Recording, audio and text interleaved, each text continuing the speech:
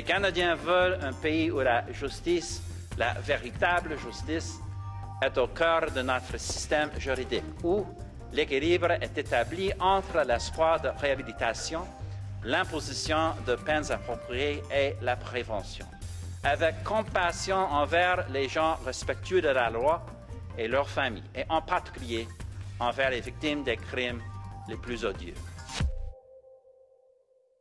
Malgré les critiques, Stephen Harper va donc de l'avant avec son projet de loi sur la détention à vie sans possibilité de libération conditionnelle avant non plus 25 ans, comme c'est le cas actuellement, mais bien 35 ans, pour certains criminels qui ont commis des meurtres de nature particulièrement violente. Cette nouvelle mesure législative est-elle nécessaire ou est-elle électoraliste? Tasha et Daniel sont à Ottawa ce soir et c'est Sébastien qui est là avec nous puisque Michel est en vacances. Bienvenue Sébastien. Merci, et bonsoir à vous trois. Tasha, je commence avec vous. Ce projet de loi est-il vraiment nécessaire? Est-ce qu'il répond à un problème réel? Bien, il y a un problème, je pense, qui est dans les nouvelles récemment. Il y a 3 cas en particulier qui sont sortis, dont le cas le plus notamment de Vince Lee à Winnipeg, qui a tué quelqu'un dans un autobus Greyhound de façon très barbare, qui va être en libération avec... sans condition. Bien, il a obtenu un droit de sortie, la non supervisée. Et lui, je pense que ça a touché un nerf chez la population. Est-ce qu'il y a beaucoup de personnes qui sont visées par cette loi? Non. Alors, ce n'est pas un problème réel dans le sens que c'est un problème énorme, mais je pense que c'est un problème réel dans la conscience de beaucoup de Canadiens. Et donc, le gouvernement avait promis d'agir sur ce fait-là et ils agissent maintenant en limitant la possibilité de sortie conditionnelle, justement. Vince Lee, il avait été quand même déclaré non criminellement responsable. Oui. Hein, c'est ça. Daniel, nécessaire ce projet de loi? Écoutez, je n'ai pas beaucoup de sympathie pour ce genre de criminels, ceux qui commettent, comme disent le premier ministre, des crimes odieux. Je ne vais pas pleurer pour eux, sauf que les possibilités que les Bernardo, Picton de ce monde se retrouvent en liberté un jour sont à peu près nulles parce qu'en 2010, on a modifié la loi pour faire en sorte qu'ils restent en prison quasiment jusqu'à la fin de leur vie. Alors, à quoi va servir cette nouvelle loi? Je ne sais pas exactement. Je connais les raisons, les motivations électorales du premier ministre Harper, elles sont très évidentes, mais dans les faits, la John Howard Society expliquait aujourd'hui que le taux de récidive chez les meurtriers au Canada varie entre 1 et 2 %. C'est quand même pas énorme. Ça se compare à ce qui se fait dans d'autres sociétés comme le Canada. C'est sûrement pire aux États-Unis. J'ai pas vu de chiffres de ce côté-là. Écoutez, c'est un projet de loi électoraliste. Il y a des élections qui s'en viennent. M. Harper avec le terrorisme, avec ce projet de loi cette semaine, et probablement la vidéo qui sera rendue publique demain de l'auteur de l'attentat au Parlement qui va frapper l'imaginaire des Canadiens. Il est en train de créer un climat d'insécurité, je dirais même de peur jusqu'à un certain point. Sébastien, qu'est-ce que vous voyez derrière ce projet de loi? Évidemment, une volonté du gouvernement de répondre à des préoccupations des gens, de la population qui, de façon relativement légitime, pense qu'il peut y avoir des attentats terroristes ou encore que des criminels pourraient s'attaquer à des policiers. Donc, on veut répondre à ça. En même temps, on est en train de modifier un peu les fondements ou le paradigme du système carcéral canadien, dans la mesure où, évidemment, un des fondements, c'est la punition. Punir les criminels, les meurtriers, les assassins, les violeurs, les voleurs aussi. Mais un des paradigmes de notre système carcéral, c'est aussi la réhabilitation. Alors, est-ce qu'on n'est pas en train d'envoyer le message qu'au bout de 25 ans, on est incapable de réhabiliter des criminels dangereux? Le système carcéral a fait la démonstration que dans la vaste majorité des cas, les gens qui sortent au bout de 25 ans et qui ne sortent pas facilement nécessairement, là, on ne sort pas de prison comme on entre dans un moulin, ces gens-là sont irrécupérables, ce qui, dans les faits, n'est pas tout à fait vrai. Bien, c'est justement ce point-là, Sébastien, sur lequel le premier ministre a touché. Quand il a fait l'annonce, il a dit que le gouvernement désire la réhabilitation, mais dans certains cas, c'est la sécurité publique.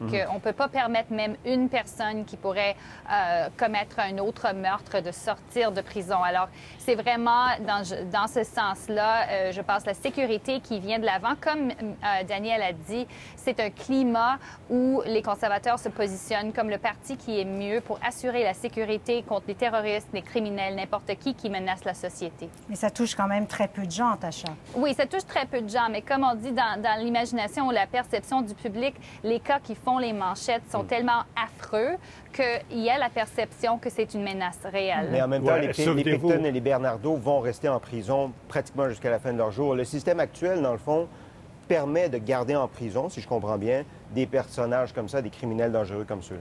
Oui, et après 35 ans, Daniel, ils pourront demander une libération conditionnelle au ministre de la Sécurité publique. C'est donc le cabinet fédéral qui va décider. Est-ce que c'est un désaveu de la Commission des libérations conditionnelles? Écoutez, la Commission des libérations conditionnelles, elle a été l'objet de moult critiques. Est-ce qu'elle fait un bon travail? Dans l'ensemble, on pense que oui. Sauf que ces décisions-là, ça ne se prend pas de façon technique, de façon scientifique. Se demander si on peut libérer un prisonnier, le laisser sortir de temps à autre, c'est une question d'évaluation. C'est des humains qui font les évaluations. Il leur arrive de se tromper. Il y a eu des cas spectaculaires. Bon, mais dans l'ensemble, elle fait un bon travail, je pense en tout cas. 35 ans et que ce soit le gouvernement qui ait la décision, vous pouvez imaginer tout de suite, imaginez ce pauvre ministre qui doit décider si on remet en liberté un criminel qui est en prison depuis 35 ans. Imaginez un peu la réaction de la population. Vous le voyez, les gens sont extrêmement sensibles à ces questions-là. L'affaire Guy Turcotte au Québec l'a très bien démontré. Je ne suis pas en train de faire une comparaison, là. Sauf que quand il s'agit de justice, quand on a l'impression que la justice ne joue pas bien son rôle ou que la Commission des libérations ne joue pas bien son rôle, il y a tout de suite un sentiment d'insécurité, il y a tout de suite des levées de boucliers. La question qu'il faut se poser, c'est comment il se fait que dans ce cas-là, ce sera le Parlement, le côté politique qui prendra la décision finale, alors que sur le terrorisme, M. Harper refuse carrément que le Parlement ait un mot à dire sur la façon dont le SCRS et la GRC se comporteront. Un peu deux poids, deux mesures. Oui, un peu paradoxal. En termes politiques, justement, Tasha, est-ce que ça ne place pas l'opposition, par ailleurs, dans une position assez délicate? Ah oui, absolument. Écoute, ils vont pas défendre les meurtriers, ils vont pas défendre les Bernardo ou même les Vince Lee qui sont trouvés coupables de façon non coupable mentalement parce qu'ils savent que la sympathie publique n'est pas avec ces gens-là.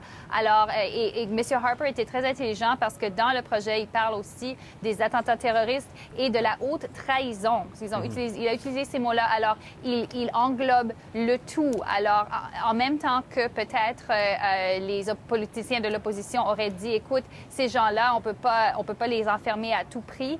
Quand on les met à égalité avec les Bernardo du monde, ça rend très difficile de s'opposer à ce projet de loi. En tout cas, l'enjeu de la prochaine élection est bien campé. Ouais. Hein?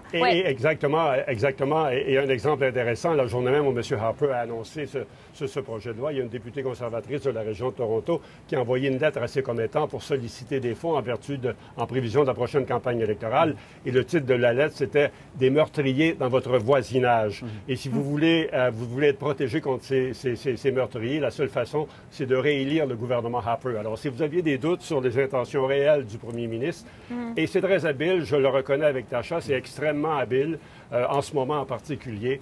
C'est avant tout électoraliste parce qu'il n'est pas dit, plusieurs experts soutiennent que le projet de loi ne tiendra pas la route devant la Cour suprême. Et on veut que les partis aient des positions claires. On ne peut certainement pas reprocher aux conservateurs de ne pas être clairs dans leurs intentions.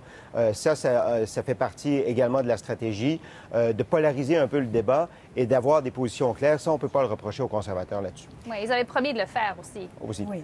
C'est un dossier qui leur est cher. Alors, passons à la scène québécoise. Maintenant, le ministre Couillard veut revoir la rémunération de nos députés. C'est un débat qu'on a depuis longtemps, en fait, et qui a été ravivé par la démission du ministre Bolduc. Sébastien, vous qui passez beaucoup de temps avec ces députés-là, est-ce qu'il faut revoir leur rémunération? Est-ce qu'il est temps de la revoir? Il faut certainement faire le débat. C'est un débat qui a été poussé comme de la vieille poussière sous le tapis par tous les gouvernements depuis belle lurette.